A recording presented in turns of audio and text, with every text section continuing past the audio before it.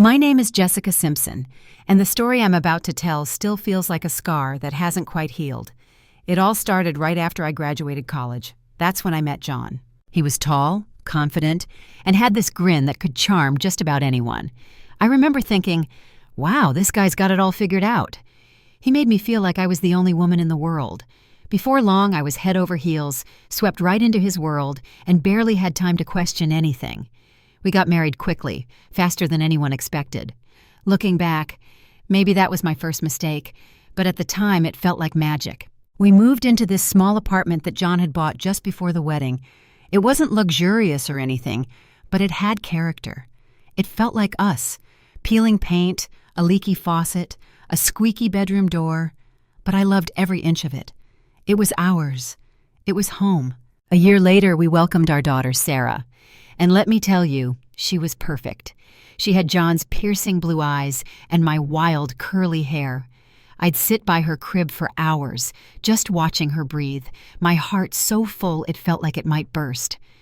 At that point, I thought I had everything a woman could want: a growing family, a roof over our heads, and the start of a promising life. I got a job as a secretary at a small company downtown. It wasn't glamorous, and the pay wouldn't make headlines. But I liked the people. I liked the routine. I liked working. It made me feel like I was still contributing, still building something for our future. John, meanwhile, was climbing the ladder at a construction firm. He'd come home with stories about big projects, lucrative deals, and tough negotiations. He was ambitious, always had been. I was proud of him, even when his long hours meant I was home alone with Sarah more often than not. But something shifted. At first it was little things. John coming home later and later, the way he'd scan me with narrowed eyes if I wore makeup on a weekday, the way his voice got tight when he asked who had called during the day. I brushed it off at first, made jokes. "What, you think I'm having an affair with the mailman?" I'd laugh. He didn't. "Don't play dumb, Jessica," he said one night. "I see the way men look at you. And that boss of yours, don't think I haven't noticed." I blinked at him, stunned. "My boss? John, he's married, with 3 kids. He's like 55. Doesn't mean he isn't looking." I told him I loved him, that I'd never so much as thought about anyone else, but it didn't seem to matter. His jealousy hung over us like a fog, creeping into everything. We started fighting more, loud, ugly fights, accusations, slammed doors, silent dinners, and I began to feel like I was walking on eggshells in my own home. Through it all, I tried to keep Sarah shielded. She was 10 by then, bright, cheerful, glued to her iPad and talking nonstop about her friends. I didn't want her to see the cracks in our marriage, didn't want her to grow up thinking this was normal. But kids know. They always know. The irony wasn't lost on me. John was the one working late, traveling for business, unreachable half the time. If anyone had a reason to be suspicious, it was me. But I wasn't. I trusted him, blindly. I believed in the vows we made, in the man I married.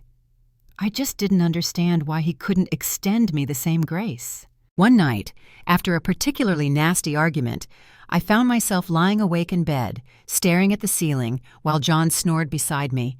My mind was racing. How had we gotten here? When had everything changed? I thought about leaving, about packing up Sarah and starting over. But then what? On a secretary's salary? Where would we go? What kind of life could I give her? And even after everything, I still loved him. Or maybe I loved the version of him I used to know. Just as I was grappling with all that, life handed me another blow. My mom had a stroke. It came out of nowhere. A call at work, a rush to the hospital, and suddenly everything was spinning. One minute she was tending her roses and chatting in book club. The next she couldn't move her left side or string together a sentence.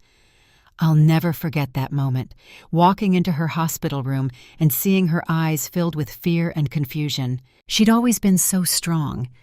After Dad passed, she threw herself into hobbies and lived alone in this beautiful house in the nicer part of town. She called it her sanctuary. I used to joke that she was like a retired Hollywood starlet, wine on the porch, books by the fire. But all that changed in an instant. The doctors were gentle but firm. The stroke was severe. She'd need round-the-clock care, rehabilitation, patience, a lot of patience. I was overwhelmed. How was I supposed to juggle all of it? My job, Sarah, a crumbling marriage, and now a bedridden mother. One night, while I was boiling pasta and trying not to cry into the sauce, John came up with an idea. "We should move into your mom's house," he said, like it was the most casual thing in the world. I stopped stirring. "What?" "Think about it," he continued. "Big house, great neighborhood, close to your job, and you'd be right there if your mom needed something. We can rent out this place, make some extra money. Sarah could have her own room, hell, even a playroom. It's a win-win." I hesitated. It did make sense. Mom's house was gorgeous, and it wasn't like she could live in it alone anymore. But something about it felt off. "It's her house," I murmured. "We can't just move in like we own the place." "Ask her," he said. "I bet she'd love it." So I did, and she surprised me. "Oh, Jessica," she said weakly, her smile soft and teary. "I'd love that. This house is too quiet. It needs some life again." And just like that, the decision was made. We packed up our apartment, 15 boxes, a few tears, and one scraped knuckle from wrestling the couch down the stairs, and moved into Mom's place. John was thrilled. He talked nonstop about fixing up the garden, turning the basement into a man cave. Sarah was excited too. Bigger room, better internet, closer to school. I tried to be excited. I really did. But something in my gut felt twisted, like I'd taken a step into the unknown and couldn't go back. Taking care of a stroke patient was harder than I ever imagined. The first week nearly broke me. I didn't sleep. I cried in the laundry room more than once. Every time I looked at my mother, once so full of life, now trapped in her body, I felt a fresh wave of grief. We hired Nurse Jenny, an angel if there ever was one. She came at 8 in the morning and stayed until 6. She handled meds, sponge baths, light meals. But from 6 p.m. to morning, it was all on me. I'd come home from work, peel off my heels, and go straight into caretaker mode. Diapers, bed changes, soft food, massage therapy, warm blankets, pill schedules. I did it all, not because I had to, but because she was my mother, and she would have done the same for me. But it wore me down, emotionally, physically. I didn't have time for anything, friends, books, music, or even John. And he noticed. He didn't say much, but he stopped offering to help, stopped asking how I was holding up. He played video games with Sarah, took her out for ice cream, but when I asked for backup with Mom, he'd shrug. "Not my mom," he said once, almost defensively. "This wasn't part of the deal." I didn't argue. What was the point? But it hurt. And the hurt? That was just beginning. What I hadn't anticipated, though, was Sarah's reaction to everything. She was 11 by then, old enough, I thought, to grasp that Grandma was sick and needed help. I'd expected maybe some hesitation, maybe a few complaints, but not disgust. One night, I was carrying a tray of soft food to Mom's room when I saw Sarah dart down the hallway, her hand clamped tightly over her nose. "Sarah?" I called after her, balancing the tray awkwardly. "Where are you going? Don't you want to say hi to Grandma?" She stopped and turned, face scrunched like she'd just stepped in something gross. "No way. It smells weird in there." I blinked. "Sarah, that's not a nice thing to say. Grandma's going through a hard time. She needs us." "I don't care," she snapped. "She's gross. I don't want to see her." Then she disappeared into her room, slamming the door behind her. I just stood there, holding that stupid tray, heart breaking into pieces I couldn't pick up. My sweet, empathetic little girl was vanishing before my eyes, replaced by someone colder, harsher. I turned to John, hoping for support, for something. He didn't even look up from his phone. "Don't look at me," he muttered. "She's a kid. You're the one making this whole house feel like a hospital." I bit my lip, swallowing the urge to scream. I was trying. I was doing everything, working, caregiving, parenting, and yet it felt like I was failing at all of it. Over time, though, something strange happened. John and Sarah grew closer. They'd always had a bond, but now it deepened in a way that made me feel like the outsider. I'd hear them laughing in the living room, see them hunched over homework or sharing popcorn during a movie night.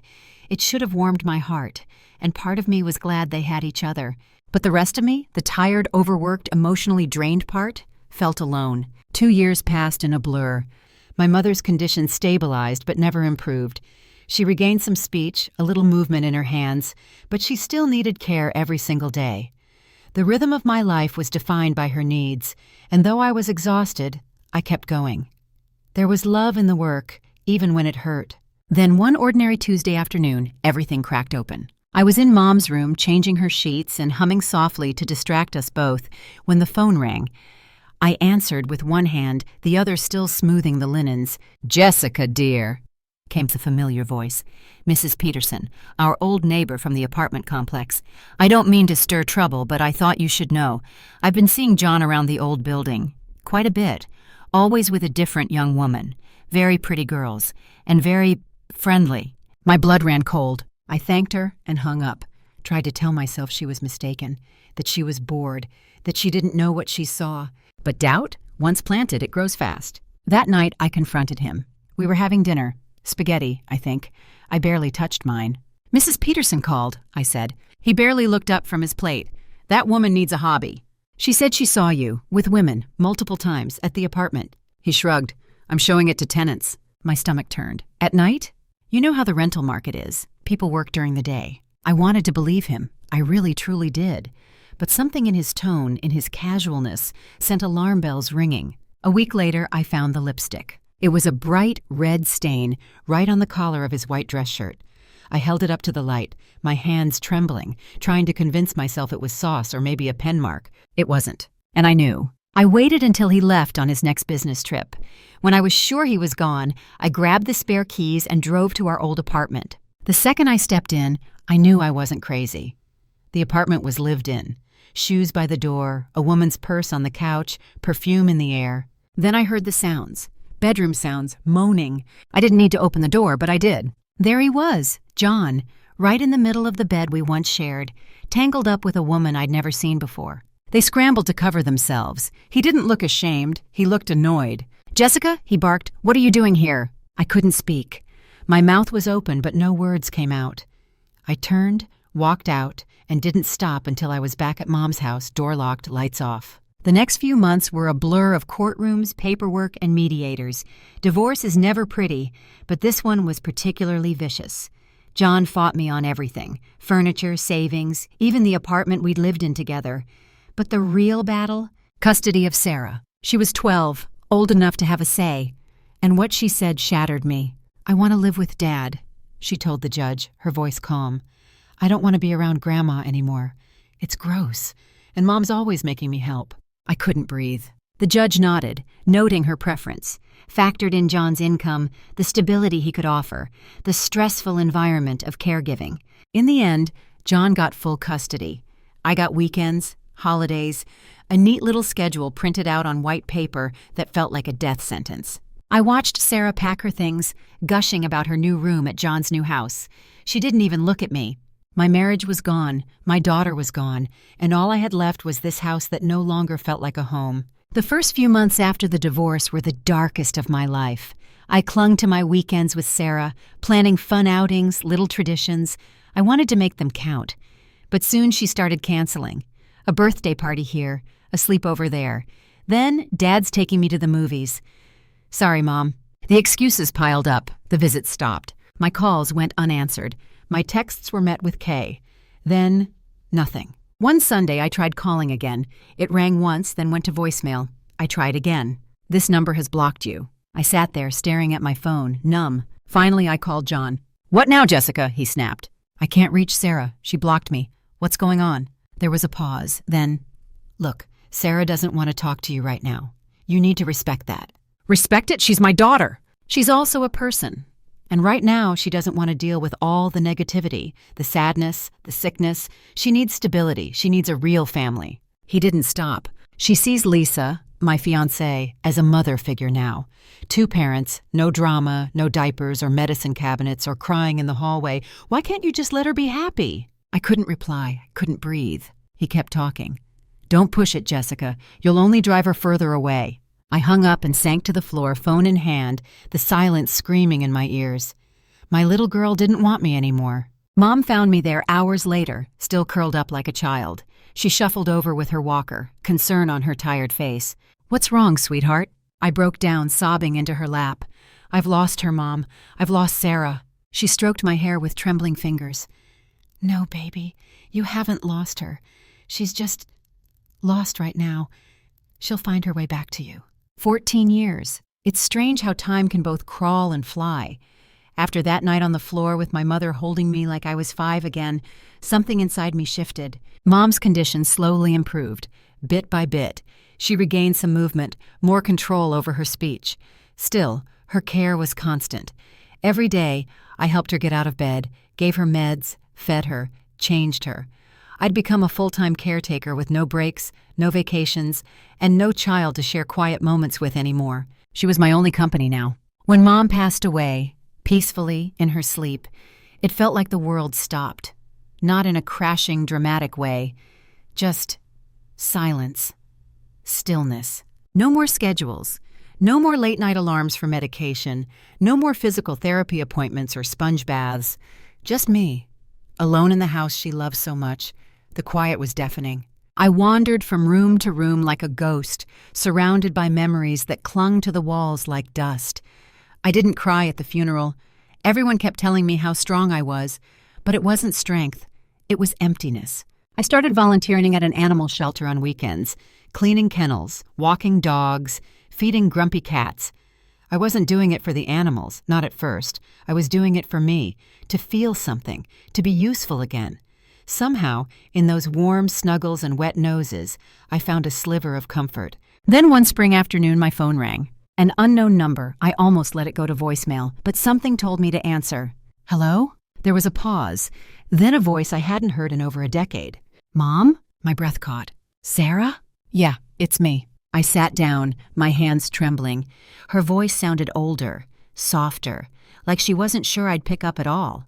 I was hoping we could meet, just to talk. My heart pounded. Of course, sweetheart. We met at a cafe downtown. I got there 20 minutes early, nervous, twisting my napkin until it tore in half. When she walked in, I almost didn't recognize her. Gone was the girl who used to sit on the kitchen counter eating cereal straight from the box. In her place stood a woman, poised, confident, wearing a tailored blazer and sleek heels. Hi, Mom, she said, sliding into the seat across from me. We talked. Stilted small talk at first. She told me about her job in marketing, her fiancé Jake, her hobbies, her life. Then she reached into her purse and pulled out an envelope. I'm getting married, she said. I wanted to give you an invitation. Tears sprang to my eyes. Oh, Sarah, that's wonderful. I'm so proud of you. If you need help with the expenses. She cut me off. Actually, Mom, that's kind of why I wanted to meet. I blinked. What do you mean? She leaned forward, voice steady. I want Grandma's house, the inheritance, the savings. Jake and I want to live here, start our family here. For a moment, I thought I'd misheard her. Excuse me? You don't need all that space, she continued, brushing imaginary lint off her lap. The house is in a great neighborhood, worth a fortune. I'm her only grandchild. It just makes sense. I sat there stunned.